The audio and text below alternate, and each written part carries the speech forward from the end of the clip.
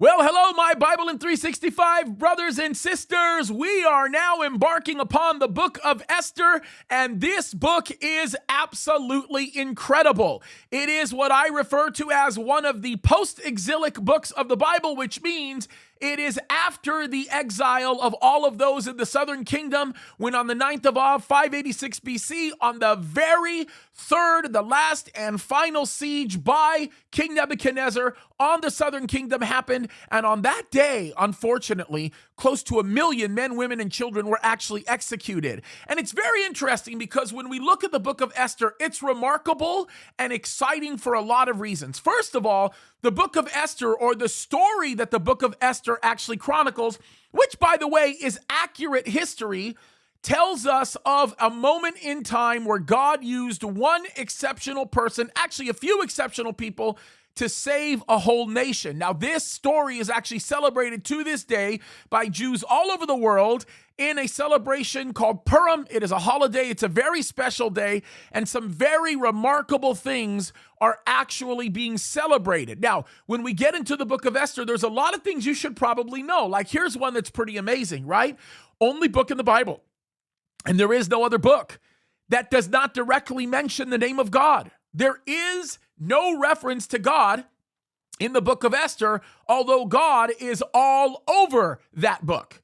And there are so many things that we can learn concerning the story of Esther and what actually happened. But perhaps the most remarkable lesson that we pull is that God appointed Esther for such a time as the time that she was living to do something extraordinary and remarkable, far beyond the capacity that anybody could ever imagine to have, and far beyond the ability that anybody could imagine or have. But because of the supernatural intervention of God in the situation, remarkable, powerful, and miraculous things happen. As a matter of fact, it is very interesting that after this particular instance took place, the solid, or what was a solid relationship between Persia and Israel existed for a very, very long time, up until recent years where that actually changed. As a matter of fact, in Bible prophecy, as we've been talking about Iran becoming growingly more aggressive towards Israel because of what the Bible tells us, people used to mock at us and they used to laugh at us and say,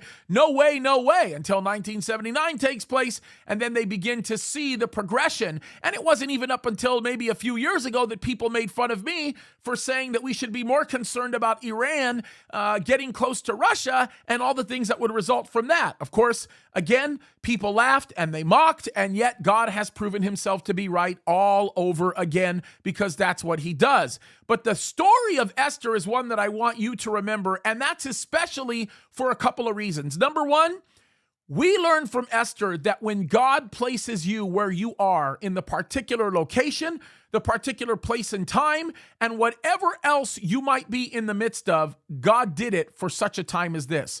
God has put you in the place that you are in for such a time as this. And perhaps the one thing that I consider on a regular basis that is so remarkable throughout the tenure of human history is the fact that the Jewish people are the single most largest, greatly oppressed people group that has ever existed in the world. And the reason why that's the case, right? And by the way, Christians are a close second. And the reason why that's the case is because the Jews are God's ancestrally chosen people, while Christians are God's chosen people by virtue of adoption through what happens spiritually in accepting Christ into our life.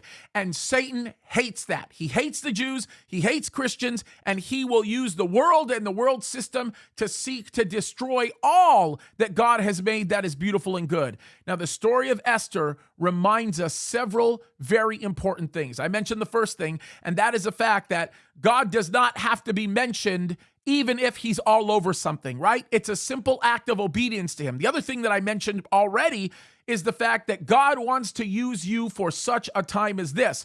And perhaps one of the most remarkable aspects of all of this that I did not mention, and that is God will take you just where you are at and use you to do things you never thought possible could be done.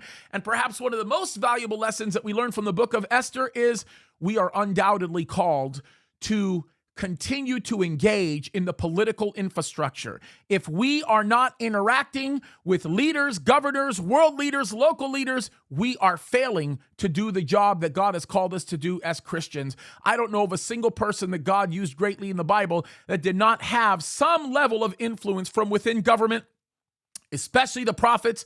There's not a single prophet documented in the Bible that did not spend time speaking directly to world leaders, including who Jesus called the greatest prophet that ever lived, and that was John the Baptist, who was beheaded for directly attacking the immoral behavior of a particular governor at that time. So folks, let this serve as a reminder to us to get out there, to get involved, and to do what God has called us to do, because he wants to use you for such a time as this. As usual, you can go to CalvaryChapelSignalHill.com, JamesKaddis.com, or the many other places where we have Bible studies, and you can go through my teaching on the book of Esther. I have taught through it on several occasions during several different time periods, including one very recent. I think you guys will be very blessed. We love you guys. God bless you. Don't forget, God wants to use you for such a time as this.